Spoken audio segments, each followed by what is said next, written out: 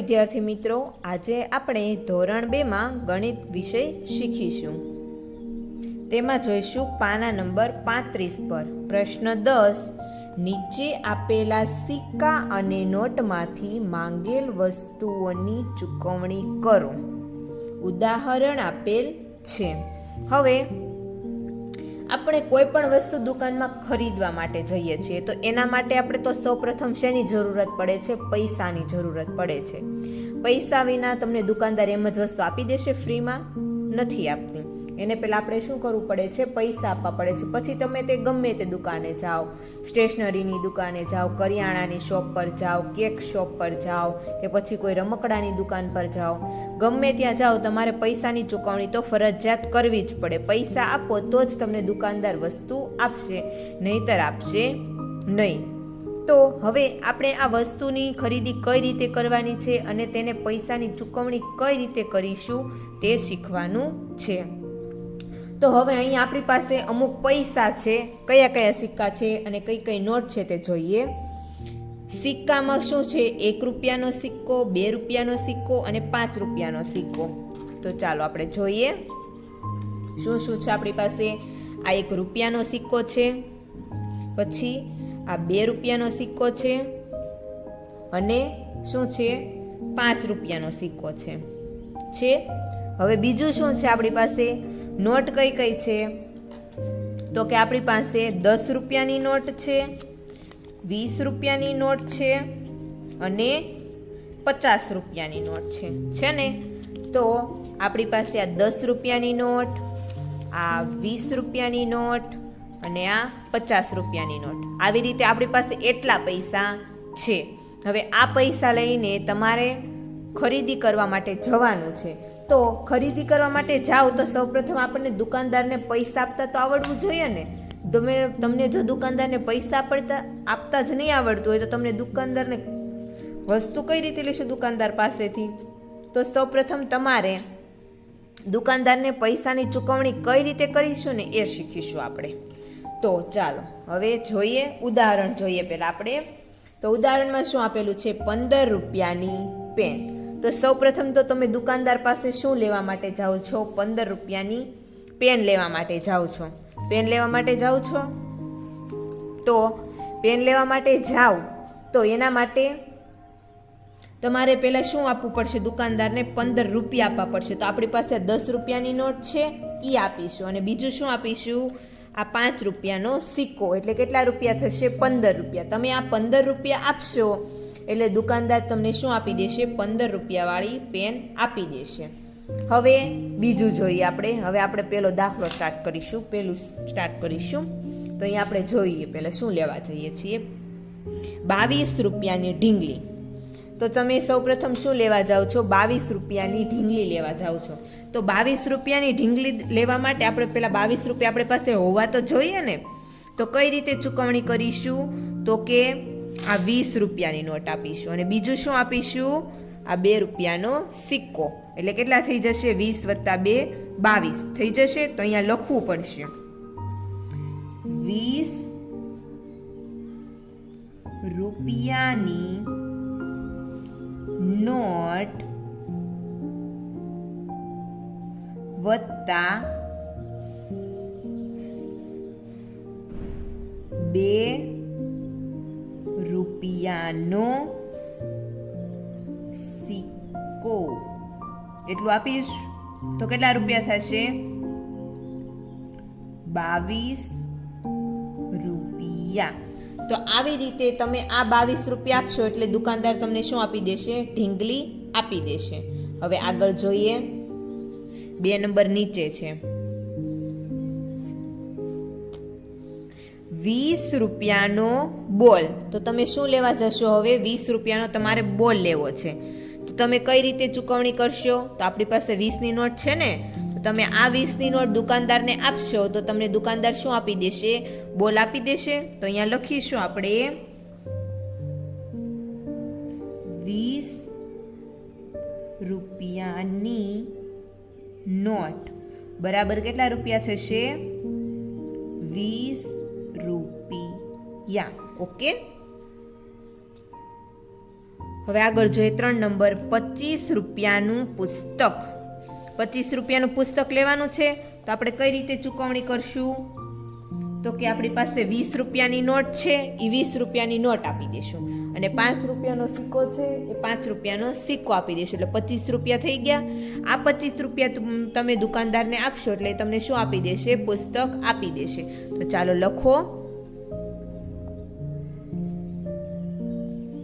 20 રૂપિયાની નોટ વત્તા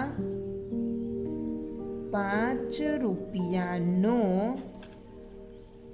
સિક્કો બરાબર કેટલા રૂપિયા થશે? 25 રૂપિયા. હવે તમે આ 20 રૂપિયાની એક નોટ અને 5 રૂપિયાનો સિક્કો આપી દેશો એટલે દુકાનદાર તમને શું આપી દેશે? પુસ્તક આપી દેશે. હવે નીચે જોઈએ 4 નંબર, 52 રૂપિયાનું બેટ. હવે આપણે શું લેવાનું છે? 52 રૂપિયાનું બેટ લેવાનું છે. તો બેટ લેવા માટે આપણે સૌપ્રથમ દુકાનદારને 52 રૂપિયા તો આપવા પડશે ને. તો કઈ રીતે આપશું?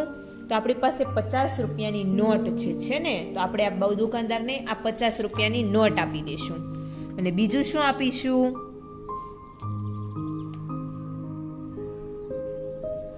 બીજું શું આપીશું? કોઈ કહેશે મને? 2 રૂપિયાનો સિક્કો આપીશું. તો આ બે વસ્તુ આપવાથી દુકાનદાર આપણને શું આપી દેશે? બેટ આપી દેશે. 50 રૂપિયાની નોટ અને 2 રૂપિયાનો સિક્કો. તો લખવું પડશે ને અહીંયા, તો લખો ચાલો, 50 રૂપિયાની નોટ વત્તા 2 રૂપિયાનો સિક્કો. કેટલા રૂપિયા થશે ટોટલ? 52 રૂપિયા. ઓકે, હવે આગળ જોઈએ 5મું, 70 રૂપિયાનો કંપાસ બોક્સ. તો 70 રૂપિયાનો કંપાસ બોક્સ ખરીદવા માટે આપણી પાસે સૌપ્રથમ 70 રૂપિયા હોવા જોઈએ.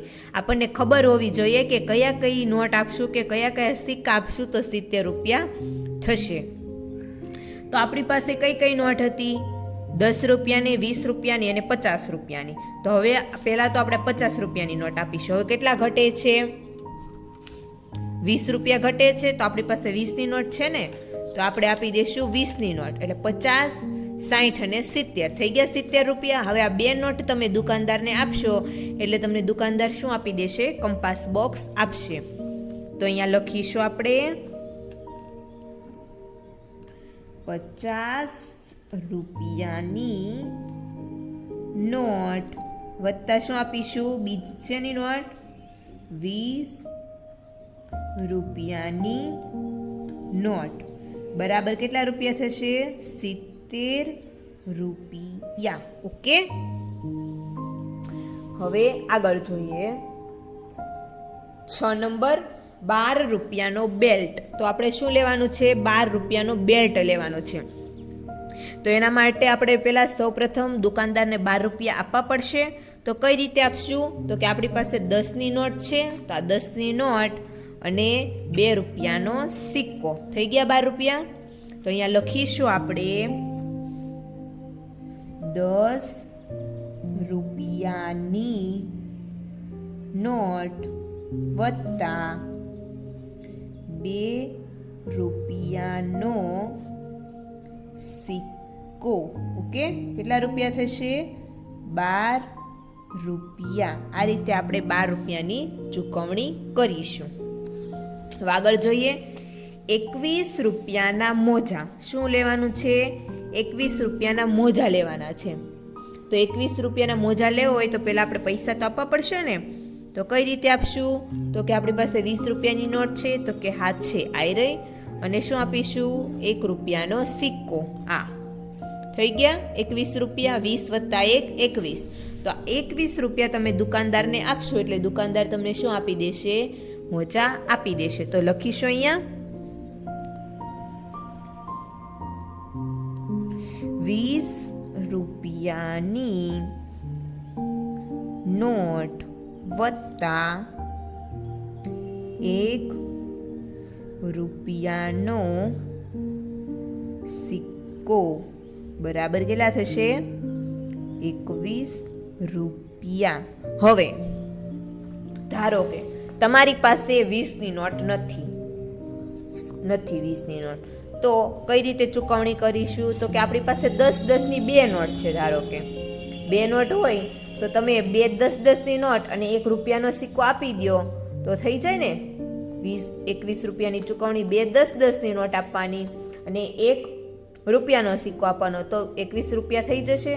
તો આવી રીતે પણ આપણે 21 રૂપિયાની ચૂકવણી કરી શકીએ. ઓકે, ચાલો હવે નીચે જોઈશું 8 નંબર. 55 રૂપિયાની વોટર બેગ. તો આપણે શું લેવાનું છે? વોટર બેગ લેવાની છે. કેટલા રૂપિયાની છે તે? 55 રૂપિયાની. તો એની ચૂકવણી કરવા માટે શું જોઈશે? એક આ 50ની નોટ જોઈશે અને બીજું જોઈશે આ 5 રૂપિયાનો સિક્કો. થઈ ગયા 55 રૂપિયા. તમે આ 55 રૂપિયા દુકાનદારને આપશો એટલે દુકાનદાર તમને શું આપી દેશે? વોટર બેગ આપી દેશે.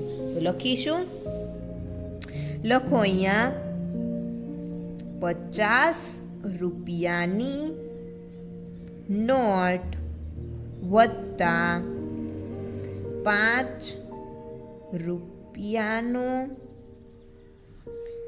સિક્કો બરાબર 55 રૂપિયા. આ રીતે આપણે 55 રૂપિયાની ચૂકવણી કરીશું. હવે આગળ જોઈએ 9 નંબર. 51 રૂપિયાનો ચોપડો. તો 51 રૂપિયાનો ચોપડા માટે આપણે શું આપવું પડશે? 51 રૂપિયા આપવા પડશે. તો આપણી પાસે 50ની નોટ તો છે જ તે, પણ આપણે શું આપી દઈશું? 51 છે એટલે શું આપી દઈશું? 1 રૂપિયાનો સિક્કો. તો 50 વત્તા 1 51. તો આવી રીતે આપણે 51 રૂપિયાની ચૂકવણી કરીશું. ચાલો તો લખીશું, લખો અહીંયા 50 રૂપિયાની નોટ વત્તા 1 રૂપિયાનો સિક્કો. તો 50 રૂપિયાની નોટ અને 1 રૂપિયાનો સિક્કો એટલે કેટલા રૂપિયા થશે? 51 રૂપિયા થઈ ગયા. તો આ રીતે આપણે 51 રૂપિયાનો શું ખરીદીશું? ચોપડો ખરીદીશું. હવે 10 નંબર છે 60 રૂપિયાના ચશ્મા. 60 રૂપિયાના ચશ્મા ખરીદવાના છે. તો કઈ રીતે ખરીદશું? એક શું આપીશું? 50 રૂપિયાની નોટ આપીશું અને બીજા કેટલા ઘટે છે? હજી 10 ઘટે છે. તો આ શું આપીશું? આ 10 રૂપિયાની નોટ આપીશું. તો આ 50 અને 10 આપશો એટલે 60 રૂપિયા થઈ જશે. તો અહીંયા લખો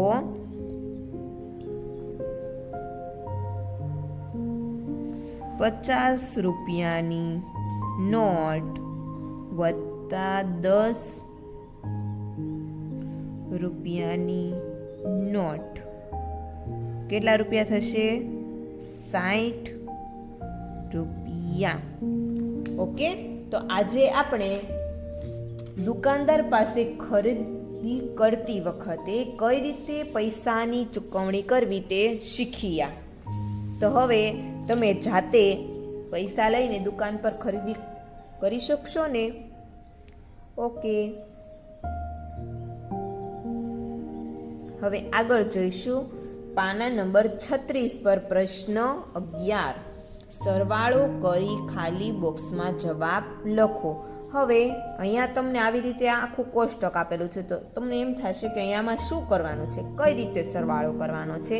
તો ચાલો શીખીએ કઈ રીતે સરવાળો કરવાનો છે. તો અહીંયા આપણને સૌપ્રથમ આડી લાઈનમાં 1 થી 15 એકડા આપેલા છે અને અહીંયા ઊભી લાઈનમાં પણ 1 થી 15 એકડા આપેલા છે. હવે આપણે એનો સરવાળો કરવાનો છે અને જવાબ લખવાનો છે. તો આપણે ગમે એક જ લાઈન સિલેક્ટ કરવાની છે. આપણે આમ સરવાળો કરીશું. ઓકે, આડો. તમે આડો સરવાળો કરશો કે ઊભો સરવાળો કરશો, જવાબ કેવો આવશે? સરખો જ આવશે. આપણે અગાઉ શીખી ગયા ને કે આડો અથવા તમે ઊભો સરવાળો કરીશો તો જવાબ છેલ્લે કેવો આવે છે? સેમ આવે છે. એવી રીતે અહીંયા જોઈએ, પછી આપણે ચેક પણ કરીશું સરખો આવે છે કે નહીં. તો ચાલો જોઈએ. હવે આ 1 છે અને આ 1, તો આ 1 વત્તા 1 કેટલા થશે? 2.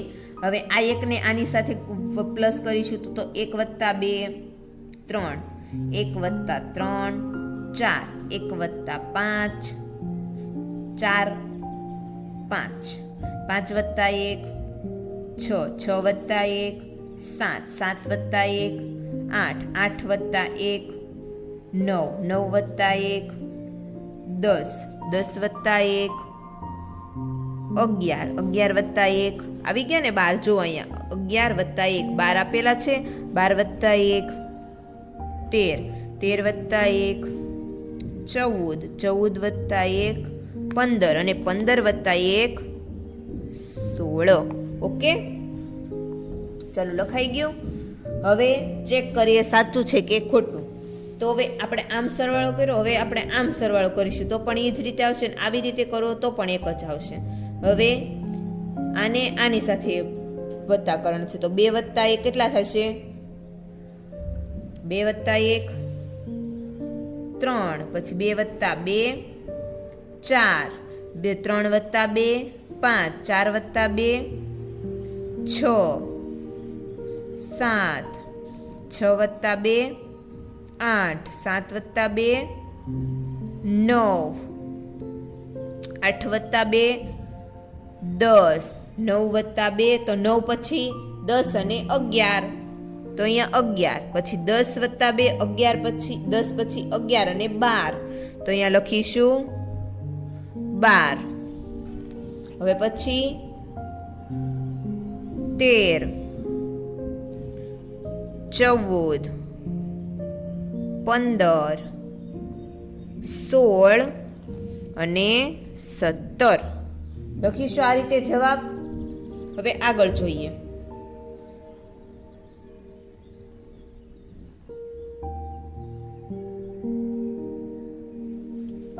આ બંનેનો લખીશું, આ બંનેનો એવી રીતે તમારે શું કરવાના છે? સરવાળા કરતું જવાનું છે અને આખું કોષ્ટક પૂર્ણ કરવાનું છે.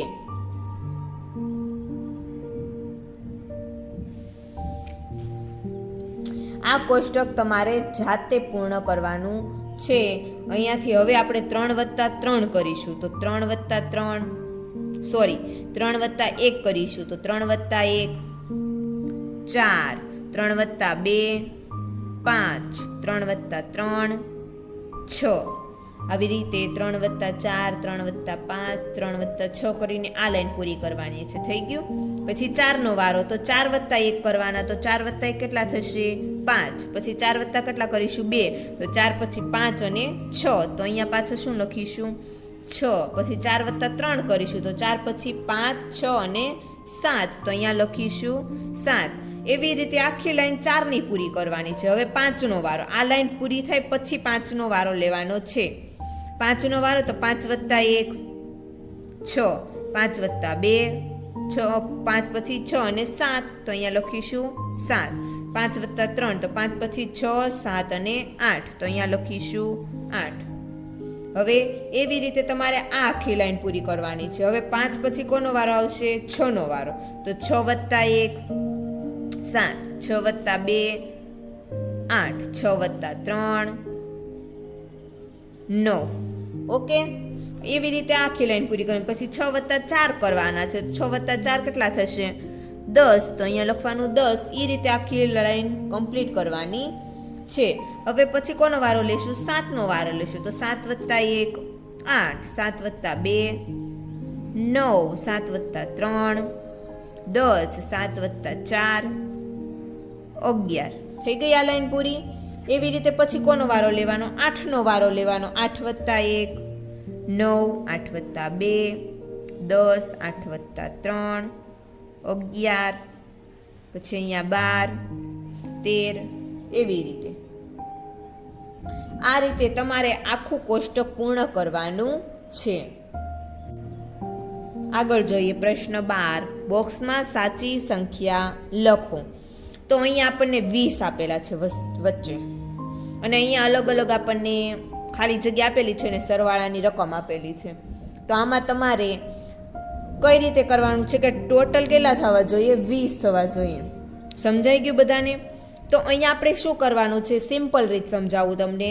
જે રકમ આપેલી છે તેને શું કરી નાખવાનું? 20માંથી બાદ કરી નાખવાની. એટલે જે જવાબ આવે તે અહીંયા લખીશું. તો સૌ પ્રથમ 8 અને 20. તો 20માંથી 8 બાદ કરવાના છે. તો 20માંથી 8 કાઢશો તો કેટલા વધશે? 12. તો અહીંયા લખવાનું 12. થઈ ગયું. એવી રીતે 20માંથી 5 કાઢો તો કેટલા વધશે?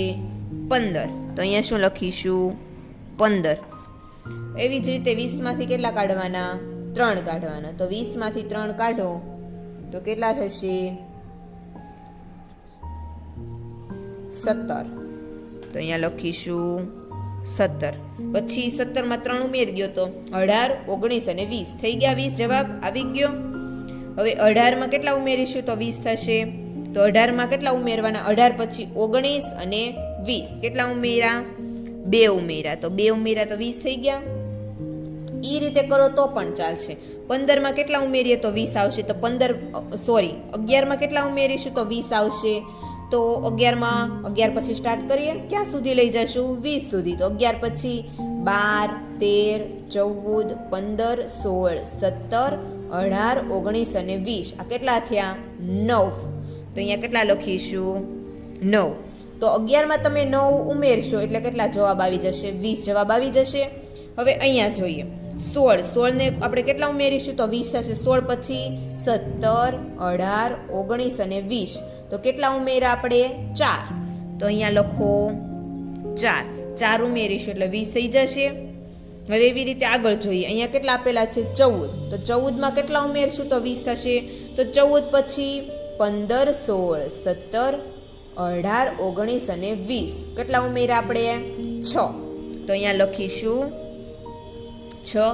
હવે 7 છે. તો 7માં કેટલા ઉમેરશું તો 20 થશે. તો 7 પછી સ્ટાર્ટ કરવાનું. 8, 9, 10, 11, 12, 13, 14, 15, 16, 17, 18, 19 અને આ 20 કેટલા થયા? 3, 6, 9, 12 અને એક આ 13. તો અહીંયા 13માં 7 ઉમેરશો એટલે કેટલા થઈ જશે? 20 થઈ જશે. તો આ રીતે તમારે પણ ગણતરી કરવાની છે.